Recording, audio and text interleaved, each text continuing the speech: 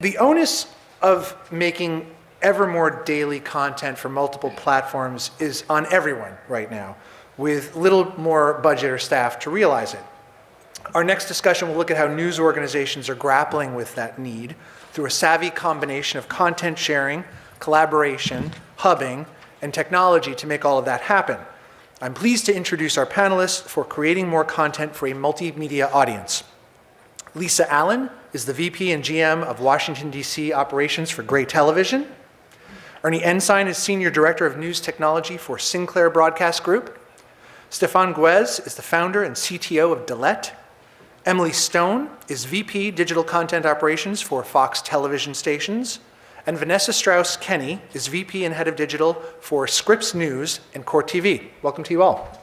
Now, as I mentioned in the introduction, everyone here is tasked with filling up more daily hours with programming across numerous platforms, and most, if not all of you, have little in the way of new human resources to do so. So, as we're looking ahead to a lean year with no political spot revenue, a recession looming, if not here already, the old adage of waste not, want not comes to mind. And so I'd like each of you to speak to this first question. How much of creating more content is going to come down to using more of what reporters are actually shooting, much of which is typically ending up right now on the cutting room floor? We'll start with Ernie. No problem. So I think it's about providing more context for viewers and consumers, wherever they're going to consume that content. And I don't think you can take just the story that a reporter did for any particular, platform, linear, and just take that content and that's all you're going to use. So I think, daily we leave a lot of bits on the cutting room floor, so to speak.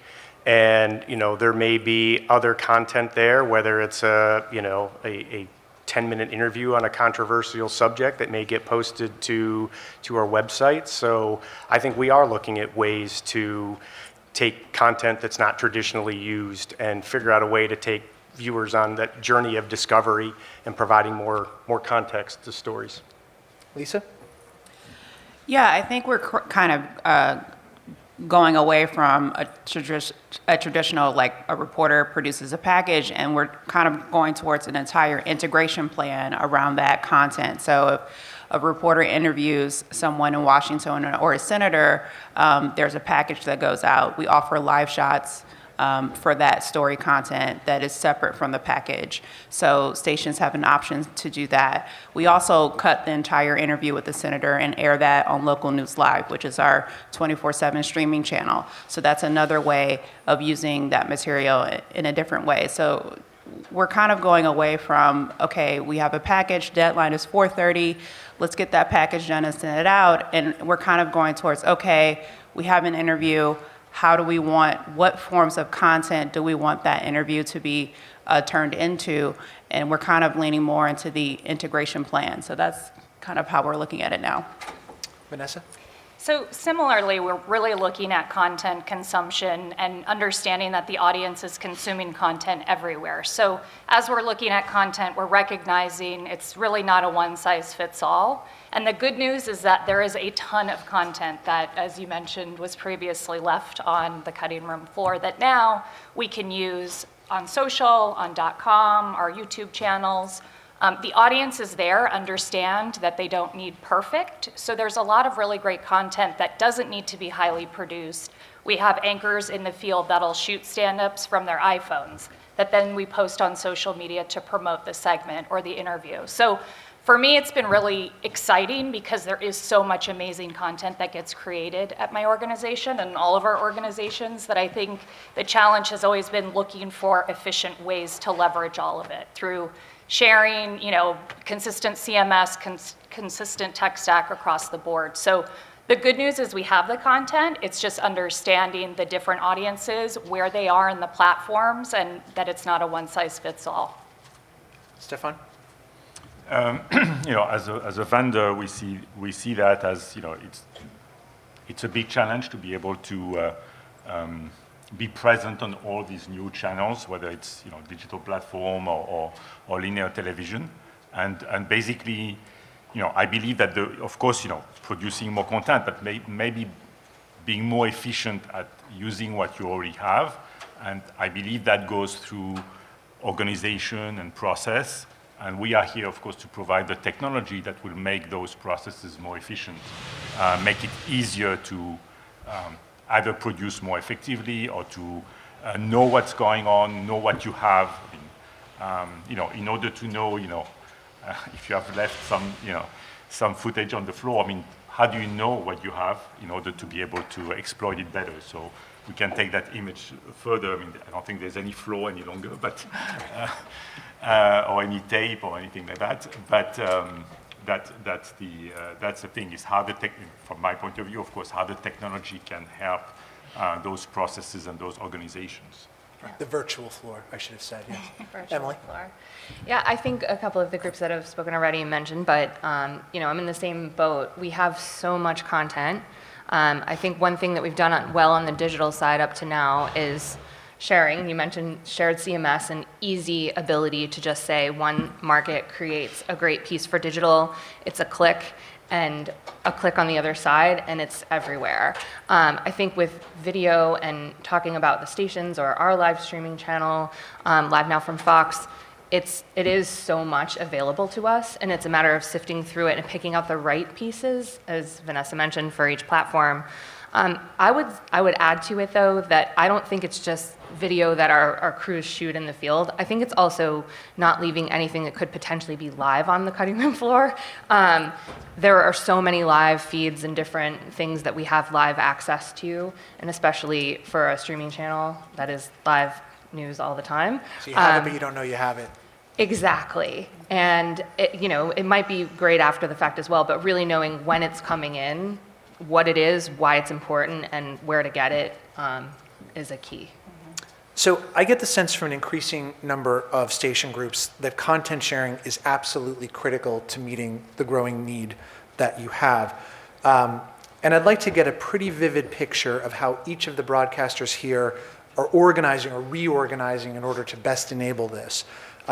So let's start with you, Emily, because now Emily is recently been made in charge of Live Now, which, if you don't know, it is Fox Station's streaming channel, which is sort of aggregating and DJing the news from across the group. And so that's for many hours a day, and there's an anchor and a producer who's live on the desk doing this with a TriCaster. So how are you connecting all of those points together to foster the visibility of stories and live streams to ensure that you are using as much as you can possibly, or everything that you could be using? Yeah, that's a really good question, if anyone has suggestions. No, it is a lot of communication and process. Like, you nailed two of the best, it's a system. Systems work. We have to know what's out there in order to know what our best options are and be able to, say, prioritize 25 stories from multiple places. Live Now is really focused on live, it's in the name, live content. We do air packages if that's the best way to tell a story, but really it's getting the most out of all of the different, different partners internally that we work with, and our partners are our 17 O&O stations. It's honestly, it's just really about knowing what is out there, and that takes the stations and our other internal partners across Fox understanding what we do and what we're looking for and what our mission is, instead of just, pitching us tons of content that may be great content but may not exactly fit what we're trying to do every day. Right. And I think, over time, Live Now officially became Live Now a couple of years ago, and at that time we probably have a slightly different mission. We had a lot of time to fill, and we were still kind of getting organized with live content all the time.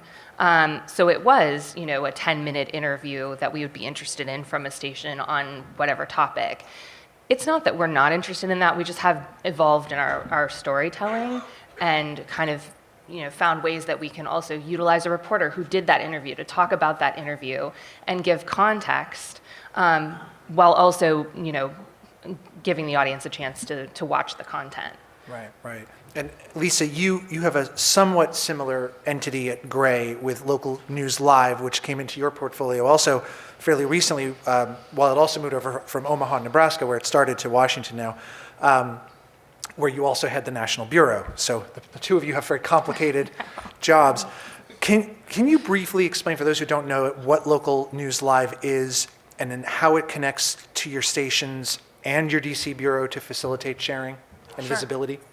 Sure. So Local News Live is Gray Television's 24-hour streaming news network. So whenever viewers download a Gray TV app within their market, when that station is not in a newscast, like their regularly scheduled program newscast, or they're not using their OTT desk, they'll see Local News Live.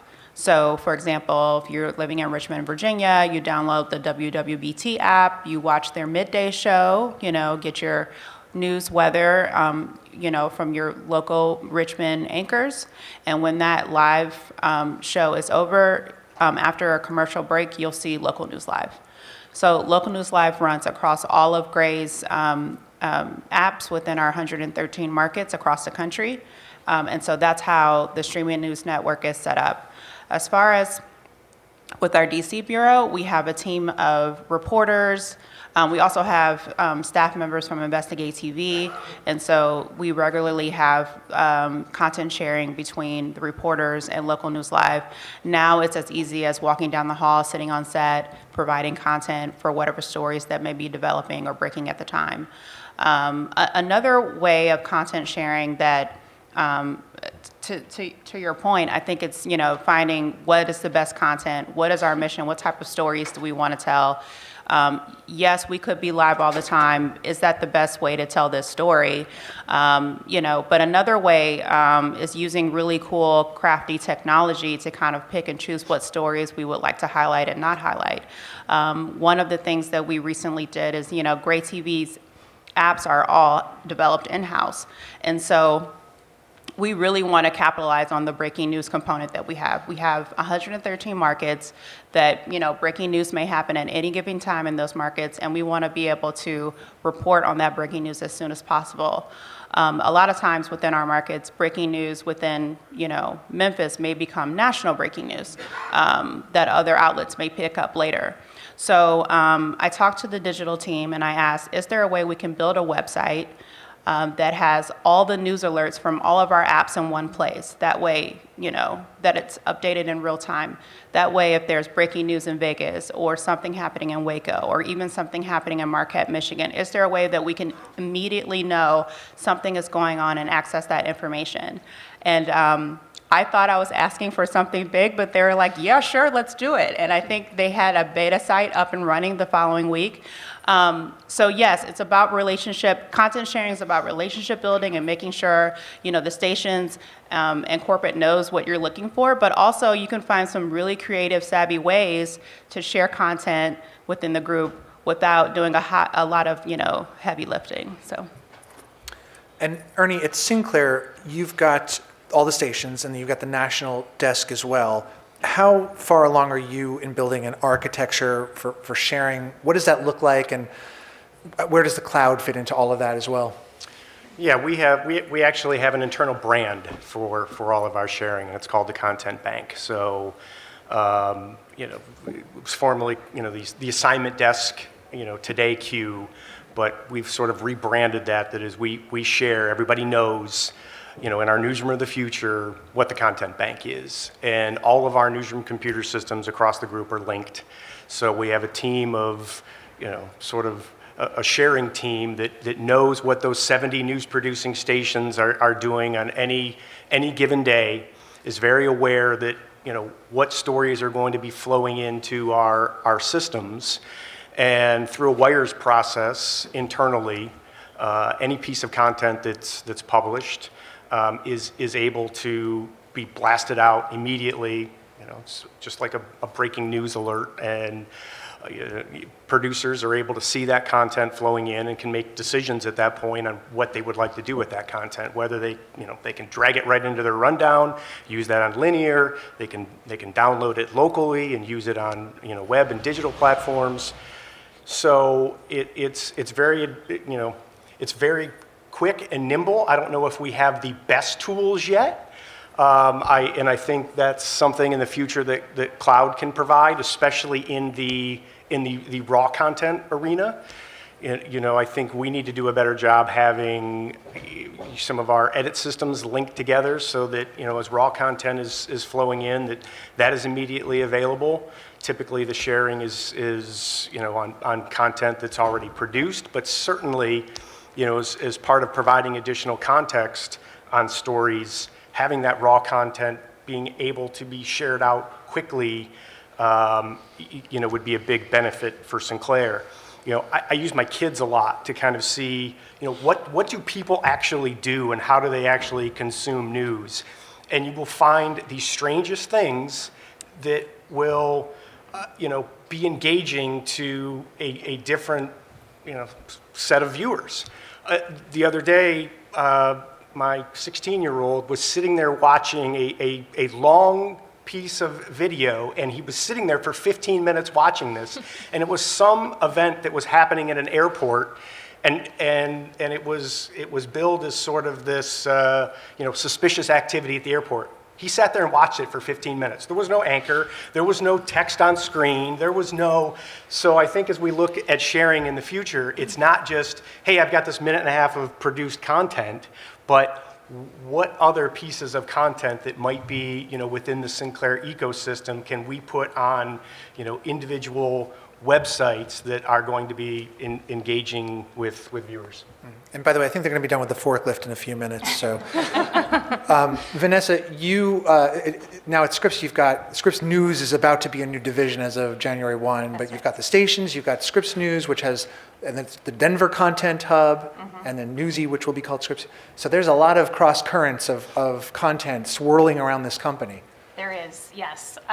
So as of January 1st, we are officially Scripps News, which essentially is taking our Washington bureau, our national news desk that previously existed, and all of our affiliate stations, and combining them, consolidating them into Scripps News Network. And I think actually it's a great move. I've been with the company for about 6 months, and when I first started, I thought, we have the power of these local affiliates. There's so much amazing content, but it was very siloed previously. So with this reorg, we've really started to look into our tech, how our CMSs, how we're sharing content, how we're communicating that we even have this content. I actually have a great example with Court TV. We picked up on the Jeffrey Dahmer Netflix zeitgeist sensation and realized that we had a ton of original content from the affiliate station itself, original interviews with Jeffrey Dahmer that were still on tape, packed in the archives that nobody had, except for one person, knew still existed. So we talked about how do we get all of that stuff off the tapes, how do we tag with metadata, which is, all producers' favorite word is metadata. But I will say that we've really done a lot of educating around how important it is to be able to tag things appropriately, because then it's much easier to discover it. So it's still, sort of an uphill battle, but the idea of getting all of this content into a singular repository that we can all access as things come up, we can look back. There's content, historical content that is still sitting on tape. So it's a big undertaking. There's definitely a lot of work that needs to be done. We're on different CMSs at the moment, so sharing takes a lot of time. It's very manual. You have to, pick up the virtual phone and call people or Slack people. That's something that's on our roadmap for the next year, to really get all of that content in one spot, make it discoverable.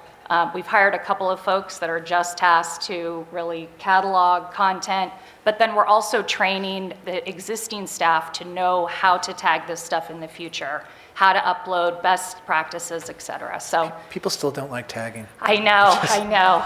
Don't want to put the tags on. If I had $1 for every eye roll when I say metadata, I would be a millionaire.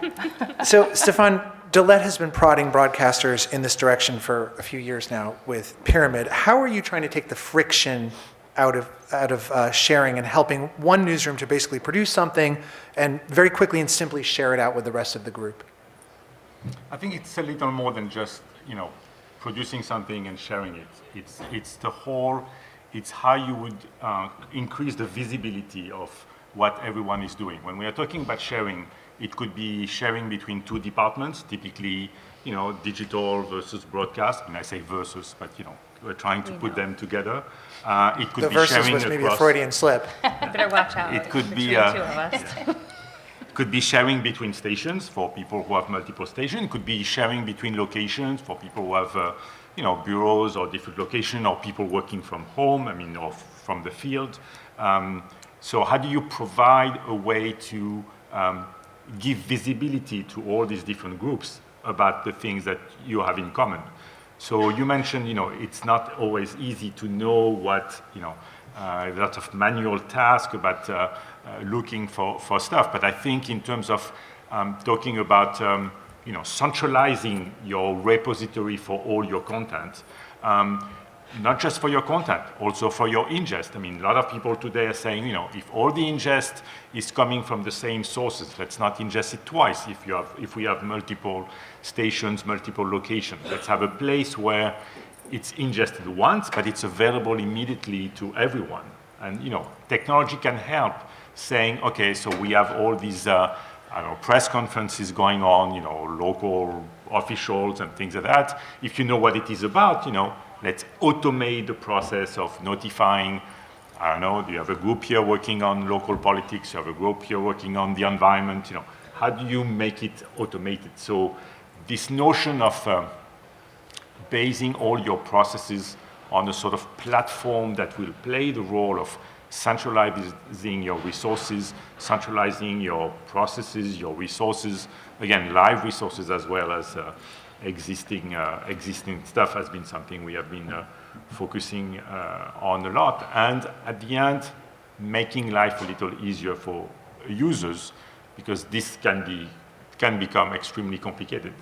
So user experience from the point of view of the producer, of the journalist, to make this seemingly simple and easy to get access to is definitely a big focus of ours.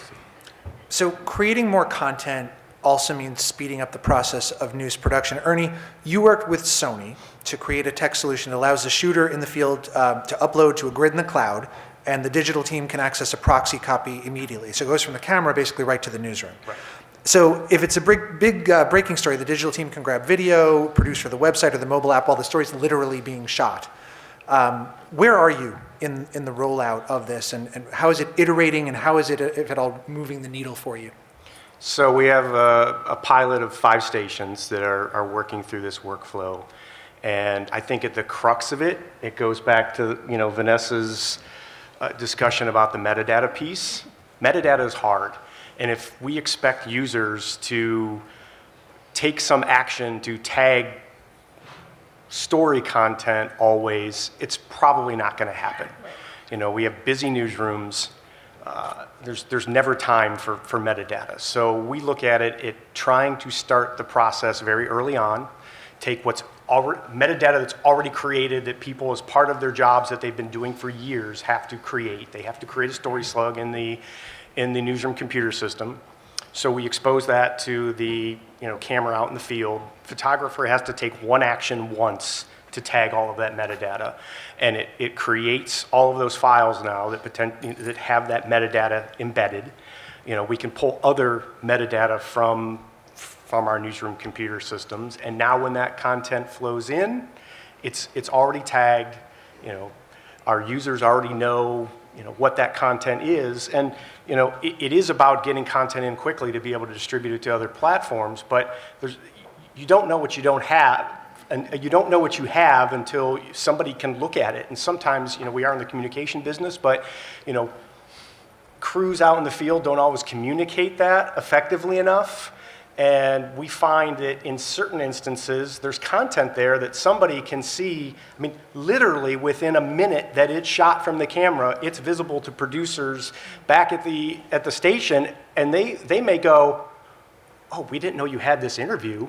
This 10-minute interview would be great to blast out everywhere. We didn't know you had that video," or we thought this was only one story. You have enough content here that we can bring extra context and really draw viewers in with this story. So there's all kinds of different things that we're finding, but it has been a long road to development, because the one thing that has to happen is it has to work, and it has to work the right way. Because if crews in the field, if there's stumbling blocks, they're never going to go back to it, and they're going to work around ways to not have to, to work on those workflows. So, we want to make sure that all the features are completely baked. We'd like to, ramp this up to additional stations next year, but again, it's got to work flawlessly. Okay, so we talked about sharing. Now let's talk about collaboration. It's really just as important towards answering the call of having more content. So I've talked to several groups recently that are undertaking these group-wide projects. They identify a resonant issue, something big might be produced by a centralized team, and then local stations come in with their own iterations of the story, and they're all developed in concert. CBS stations have done this a couple of times in the last few months with their content lab in Fort Worth, and they've got some other projects coming in the pipeline. Scripps and Newsy have tackled this with mental health. Lisa, how are you looking at this at Gray? I know Investigate TV is kind of an instrument for this there. Yeah, Investigate TV has done a really good job in collaborating on the national level and then passing off that collaboration to the local stations. So, for example, whenever they have a national investigation that's getting ready to roll out, they'll send all the markets individual data for that particular market if the market wants to localize or even customize that investigation for their viewers. Another example of collaboration is that a lot of markets with regionally are working together. What's popular right now is they are coming together and building positions for a Capitol Bureau reporter that works out of the Capitol, and so they do a lot of political reporting that they collaborate with. I know the state of Georgia is working on that. Our stations in Wisconsin is also working on that. And also our most recent big, group-wide collaboration was Bridging the Gray Health Divide, which was a Gray-wide initiative. Markets across the country participated. Investigate TV participated in the initiative, as well as the DC Bureau. And basically, we highlighted health issues in the Mississippi Delta and Appalachia regions of the country. And then at Sinclair, Ernie, I know you've done several things, but something like this around weather in particular. Yeah, we recently launched a national weather product kind of under our National Desk brand. Meteorologists are feeding in, unique weather content, and it's not just about forecasts, but, some kind of unique weather phenomenon that they're feeding that in. But we also have a national desk web team that is creating, national content across our platforms and collaborating with different stations and feeding all of that national content to web platforms so that it's allowing stations to create other unique content since they no longer have to worry about national. But even under the National Desk brand, stations are feeding all sorts of content, whether it's the opioid crisis or something going on in the economy that sort of has a national component to it, and that may feed data in and kind of looking at national data. But then obviously different pockets of the nation in different communities, may have a different view on that, and that may be a different subset of data. So we've got stations that are feeding a lot of that, different kind of topic material into the National Desk, and then that kind of goes out to 70 stations across the country. Right. I fear the room will continue to assert itself in various unpredictable ways, so we're just going to keep rolling with that as it goes along. Stefan, how has Dillette helped to assist in all this process? What's the best technology right now that's able to enable clear, substantive collaboration across the span of a whole group and its national hub or its various other content-producing entities? I think collaboration is a great opportunity for technology to show, what it is that we can do to help people work on the same thing. I mean, before, other people were in the same room. Now they are no longer necessarily in the same room. They are across stations. So again, this notion of being able to work around, a platform that provides a sort of space where you can see what everyone is doing, you said, someone said before, I think it's you, Ernie, oh, we have this great interview. Okay, someone is going to work on a story, realize that suddenly there is some material that is relevant. So we have this notion, for instance, of the media being, it's a sort of space attached to a story or to a topic that you want to cover during the day, where anybody can attach content. Content can be wire, can be a piece of interview, a recent interview, an old interview that has been found in the archives. So later, when the producer or when the editor is going to work on that story, all of that content is already there. It's a form of collaboration by the fact that everybody is going to enrich what you have, what you're going to work from. Also, so that people do not need to rediscover. Oh, what interviews do we have? Well, someone has done it once. That's enough. Everybody should have access to that. Again, so this notion of collaboration, I think it's. For me, collaboration and sharing, there's a lot of. It goes together somehow. It's yes, you want to share, but you really want everybody to produce things. Not together, but at least contribute to the production of the content in a way that is much more. At the end, something is going to be more effective, because at the end, what you want is that you want really people to focus on the creative aspect of the production and not redo things twice. I mean, at least that's our view of it. We hear a lot of people who are talking about, increasing productivity. I know the term is not always well seen, but at the end, this is what you want to do. You want to be able to devote more time to create content and less time doing small tasks, tasks that can be automated. Automation is another aspect of how the technology can help. So for the broadcasters, and any of you can jump on this, how much of this ultimately comes down to having the right tools? And for the vendors who are in the room and want to hear what they don't have, what you don't have yet that you need, what would you tell them that they need to build for you? I would put it back to live. We have a lot of live sources, and some of my colleagues in the room who work on making this easier, like, hey, we're working on that. I think providing context around live video without a person having to touch it to Ernie's point about it won't be right. It won't be right, or it just won't happen because of the other hoops they're jumping through. But I think immediacy is something that we've learned is key all around, and there's nothing more immediate than live video, and you need all the information that you can have available to you about live. So I think, organizing live the way that a lot of different publishers and companies in our industry have worked on organizing video clips and, their libraries of content, including live in that for our perspective, I think that's important.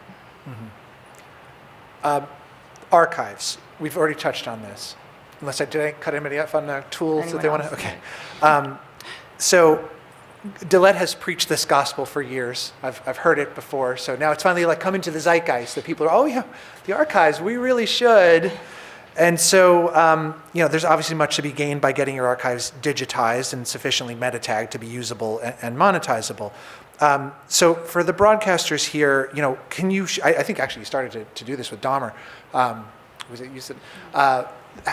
What are some examples of where now you're like, oh yeah, I've got it, and you found some gold in the archives, and it turned out to be something that was remarkably resonant with viewers. It had a long tail. Do you have some examples you would share to that end? I mean, I can share on the Court TV side. Court is, it's obviously different than traditional breaking news, but they have a tremendous amount of archival content that, as people become more fanatic about true crime, we have just this repository of amazing content that we can pull from. So one of the content strategies that we've started to employ is really look across what's happening, across Netflix, Showtime, what's working, what's not. Phil Spector had a special on Showtime. We pulled all of the archival footage from there. We have those original raw trials that I think someone mentioned, I think you mentioned your son was watching 15 minutes of just a camera. We actually put up, it was close to 20 hours of this unedited footage. You know, at some points there was a slate, there were color bars, people were watching the entire time. So really looking at prioritizing that archival content, that's our next phase. Is there's so much of it, it can be overwhelming, like where do you start? But really looking across your content strategy to decide where are areas that you want to go deep. Scripps News has a mental health initiative. We've shot mental health content for years, but it's never been consolidated into one spot where people can find it. So there are packages that were shot a year ago that are still very relevant to the audience today, that as we've started to prioritize what kind of archival footage we want to pull out of the archives, it's made it a little bit more manageable and less overwhelming. But it really, there's tremendous opportunity there. Even we talk about archival, we had a reporter in Ukraine, I guess 6 months ago. He shot some amazing footage, did not make it into the linear broadcast. I stumbled across it, was looking through it. We put it up on YouTube. We had over 5 million views. So those are the types of nuggets that if we can make things easier to discover, there is really long tail value on a lot of the content that you already have. And it sounds like if you were to triage topics, true crime, and people's bottomless interest in that would be... I've been in media a long time. I've never seen anything like it. Yeah. We can put anything out there, and it does well. If the husband kills the it's a good wife, job. we want to hear about it again. Well, and for Sinclair, with 70 news producing stations, you know, decades of archive that are on tape, there's a lot of archive to go back to, and it really sits outside the news cycle. We've partnered with, you know, Anthony Zucker of CSI fame, and you know, he's seen the value there as well. It's public knowledge that, you know, he's going to do a docu-series based on, you know, Sinclair-owned content, and a lot of this content may have, you know, been on the cutting room floor and not seen the light of day, but there's a lot of context there. The first story is around the Las Vegas shootings, and it's, you know, kind of gone out of the news cycle, but you know, I'll be sort of the tease writer here, but it's riveting. It's riveting. It's a riveting docu-series that you know, is really interesting to watch. And this is, you know, content obviously that you know, has no longer hit the news cycle, but it's no different than the Dahmer Netflix series. People are interested in it. So Stefan, besides saying "I told you so" to everybody, how is the process of mining the archives iterating to become more efficient and improving and more comprehensive than when you first started this process? You know, unfortunately, often, you know, archives do not have a lot of metadata attached to it because it's all It's an understatement, probably. So fortunately, you know, technology, at least recent technology, especially AI-based tools, to be able to at least, you know, get transcriptions, you know, tagging, you know, things like that to make help to help how to identify what you have in your archive and later how you're going to be able to find it or you know, recommendation engines so that you don't have to look for things, but you know, things will be automatically extracted from the archive. Also something else, which is that, you know, from now on also, because most of these systems that we use to produce news that, you know, contain much more than just the footage. They contain scripts, they contain rundowns in which they were used, lots of annotations and so on. These days, we can archive everything, not just the video. And that can help tremendously because the links, the connection between all the different pieces of content are a very rich source of, you know, how to qualify this content. And I think your technology helps a lot. Before I get to my last kind of overarching question, is there one question from the audience? Anyone? Jack, quick, please, though. Question is, you're all running a marathon. Who's going to lose the marathon? I've been getting Afghan journalists out of Afghanistan. In the town, they want to watch television. They're inundated, saturated. They don't know where to go, what to watch. And so My question is, what are you doing to win the marathon? Because some of you are going to lose the marathon. It's a great question. Well, I'll take that. I think I mentioned at the top is, the way at Scripps News and Court TV we're looking at it is really a holistic content approach. We recognize people are consuming content everywhere. We are looking to create content to meet the audience where they are. So whether that's, being able to sit on their couch and relax in a sit back, lean back experience, or if it's via YouTube or our social platforms. For us, the goal and the mission is not to push our audience into any one platform to consume our content. It's to make it easily accessible, frictionless across any platform that folks have access to. So that's really been our mission. There's a lot of other networks doing the same thing, to your point, who's going to win the marathon. I think it comes down to consistency. It comes down to providing the content that people expect, and the consistency of great content, of quality reporting still is very much in our mission, and we'll see who wins the marathon. So just lastly, I want to ask you about something I asked the folks from the CBC earlier today, but about change management as part of all of this. There's a massive change management dynamic that has to be successfully engaged for all of this to happen, for anything to happen here. So I'd just like to ask you, to the broadcaster, starting with Lisa, how are you wending through that process, and where are you finding the most resistance or difficulty? I think it's 2 points. One, whenever you bring in something new and there's a change, people feel like it's extra work. And then there's also, on the other end, well, no, this is a really great tool and we should, drive towards this. So we have to kind of tilt the table to the other side. And I think one thing that Gray does really well is support and education and communication. So whenever there's a new tool or new way things are managed, or a new tool that's being released, like for example our OTT desk that we've sent out, basically it's a one-stop shop for OTT, and we call it our OTT desk, and we've sent this out to basically every station in the group. But we also have training and meetings and follow-ups, and if someone needs to come to the market and actually sit with the staff and coordinate with them, we do that. So yes, there's a lot of tech change and change management, but then also Gray has a really good network of follow-through, support, training, and making sure everyone's on the same page. And that's critical. Can you take that question just quickly? Yeah, change is hard, and I honestly think it is the most difficult piece of moving forward with any kind of technology, whether it's cloud, whether it's on-prem, it doesn't matter.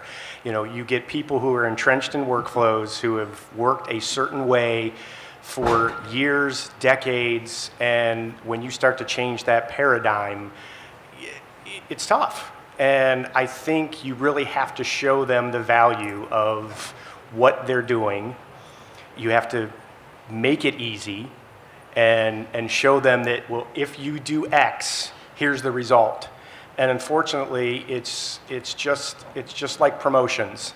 You have to kind of revisit it over and over again with, the training piece of it and just the continual value play of, you do this, here's the end result. And you just have to keep working through those workflows, because obviously with the cloud there's going to be a lot of change over the next 3 to 5 years, and we just have to keep working towards change. Vanessa? Yeah, I second what both of them have said. I think the most important thing is that the tool works. I think trying to introduce a tool that there's a lot of friction and slows down the process is going to be very challenging to get buy-in.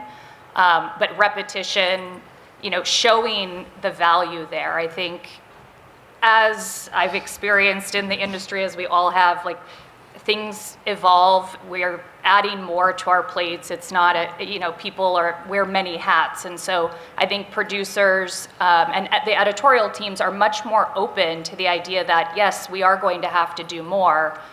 However, if it is a challenge, or it doesn't work, or it slows down their process, then, you know, it's very hard to get buy-in. So I would say consistency of the product and making their life easier makes it a lot easier. And automating it. So if you can automate Yeah. it, you know, that's going to help too. Yeah. That's a help, yeah. Emily, the last word for you. Yeah, I would say making sure they understand why. The why is a big thing that I try to focus on and our team tries to focus on. From why, you know, the shift to streaming and other platforms is important. Well, that's because that's what users are, you know, that's how the user is operating. We have to follow where the users are, I think Vanessa said earlier. You know, so the why we're interested is because that's where an audience is and we want to reach them. The why it's important is, you know, why they should be interested, why their content might be, you know, used there, all of that. I think just the clear communication piece, for me, clear communication always wins. And if you're very clear in your understanding of the purpose of what we're trying to do, and that can be easily explained, then I think it is a much easier process. But no one likes change. I mean, we all know that. It's difficult no matter what. So if we have two top lines from this conversation, it's clear communication and meta tag. If you've heard nothing else in this whole period of time. I'm going to ask everyone to sit tight, but thank you so much to this panel for excellent, useful insights. Now, Kathy Haley is here with Jared Schatz of Ross. Thanks, Michael. So one of the big trends here, it's obvious, is the changing studio, and Ross Video is expanding in that area of the industry. I'm here with Jared Schatz. He is the Senior Vice President of Vertical Markets and Solutions. Jared, what are your customers asking you about in this field for 2023? Thanks, Kathy. What we're seeing is, and I think we're going to hear more from FX Group soon, and Fox was mentioning it this morning, we're seeing the studios have always been a differentiator for local news and network news production. And I think what we're seeing now is the willingness to change the way studios are utilized from the traditional designs, because the various outlets that the content has to go to. And so we're seeing people even go so far to eliminate chroma key walls and do full immersive LED environments. We've seen a show on a network that had no linear graphics over the top, no lower thirds, no over the shoulders. Their consultants said that full screen graphics, they lose their viewers. And so they're driving everything dynamically in more immersive ways on LED behind the talent, as well as graphics in 3D space with augmented reality. So tremendous opportunities, I think, to leverage the studios as a differentiator for more dynamic storytelling. And yeah, we've, as a company, started off in the control rooms behind the racks, and as we progressed with motion robotics, now we acquired an LED company. We have a new product designed for broadcast, for on camera, called the Perform Series that's launching in January.